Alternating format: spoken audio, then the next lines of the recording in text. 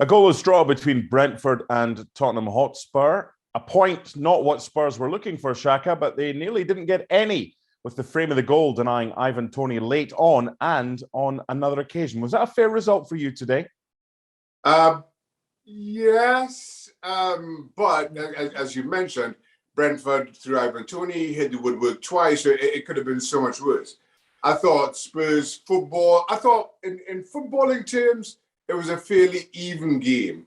Though, as you just mentioned, Mark, if you're Brentford, you feel a little bit hard done by. If you're Spurs, you're very disappointed. Not with the point, but with the performance, because I don't think the performance deserved any more than a point. You can maybe make that argument for Brentford, but you can't make the argument that Spurs deserved more than a draw. There's not many players, Shaq, that get a wonderful ovation from both sets of fans. There was only one that was going to do that today, Christian Eriksen. What a welcome from both the Brentford, of course, but also the Spurs fans. Listen, I think Christian Eriksen epitomized so much of what we love about the game. And even before we get into what happened this summer, his performances for Spurs, his performances thus far for Brentford, warrants that standing ovation from both sets of fans.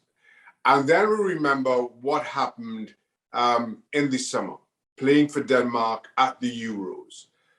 How close we, as in the footballing family, had come to losing Christian Eriksen, not just as a player, but in every imaginable way.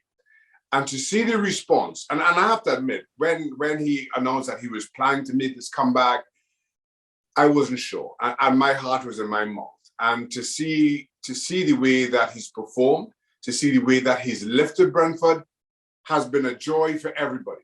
Whether you supported Spurs, supported Brentford, whether you're Danish or you're none of the above, that story, I think, brings out the best of who this game should be. And as football fans, you enjoy it. Before we look at the race for this top four, a word about Brentford. They've kind of been this season's Leeds United of last season, the promoted side. We're interested to see how they're going to get on. And unlike the two other teams that came up with them, they've managed to do very well in the Premier League. How? Well, the one thing that Brentford did that every team who gets promoted and needs to survive absolutely had to do is get off to a good start. They did that. And then they had this uncertain middle part of the season where you just wondered if they were going to get dragged into that relegation fight. And then they recovered. And that little bit of a response or rebound later on this season has not been a fluke. Their football has deserved as much. They may make the argument that in the middle part of the season, their football was still good, but oftentimes over that stretch of games, you get what you deserve, and it's hard to make that argument. But to see them remain true to who they are and find their footing and survive as they have, I think it's a testament to Brentford. It's a testament to promoted teams, because at no point did they abandon who they were. Did they abandon the players that they relied on to get them into the Premier League and are now keeping them in the Premier League? Yes, they got this spark from Christian Eriksen, as we mentioned, but this is a Brentford team that fully deserved to be playing Premier League football next season. Yeah, they've been a breath of fresh air. Now, this race for fourth, this final Champions League spot, I've worked with you now for more than 12 years. And in that time, you've made a lot of predictions. You've cursed a lot of people by predicting that they would win things.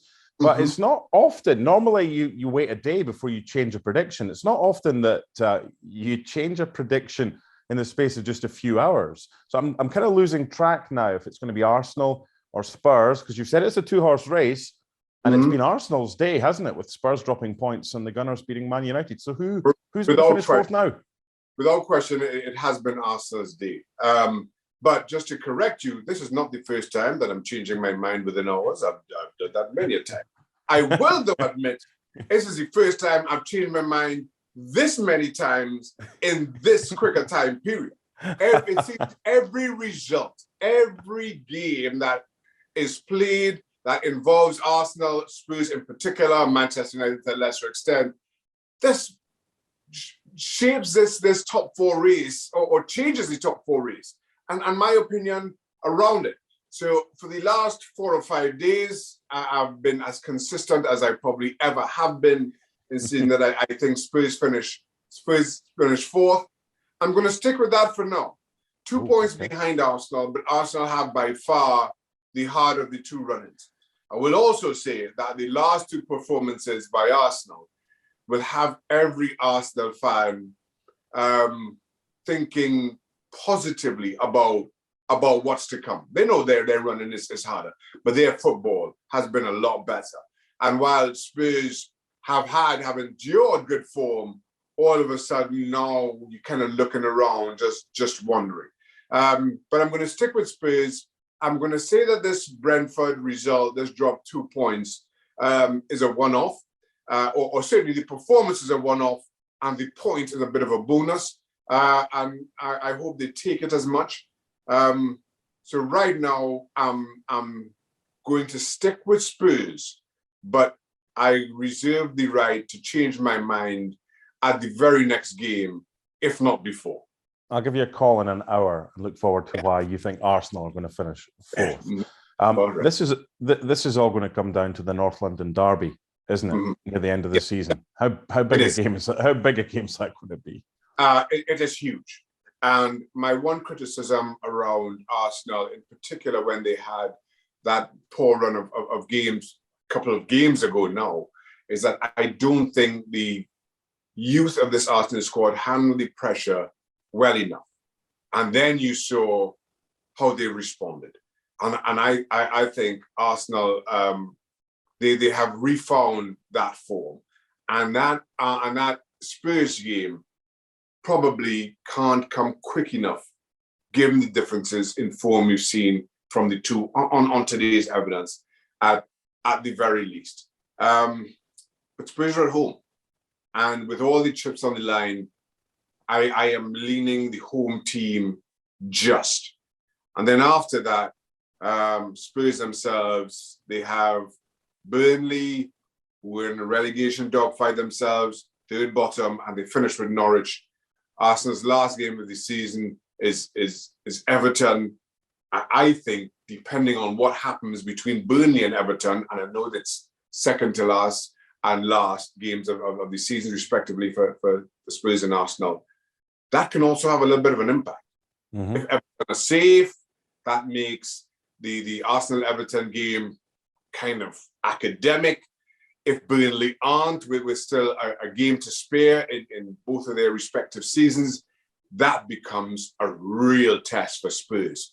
So there's a lot of toing and froing. And once again, I reserve the right that even post the North London derby, that I may change my mind on many an occasion before the end of the season. I think if we say, Shaka, that the motto of this Champions League race to finish fourth is expect the unexpected. That's probably the safest thing for us to do. Brentford 0, Spurs 0. Spurs lucky they didn't concede right at the death when Ivan Toney's header came off the frame of the goal. Thanks so much for watching ESPN on YouTube. And for more sports highlights and analysis, be sure to download the ESPN app. And for premium content and live streaming, subscribe to ESPN Plus.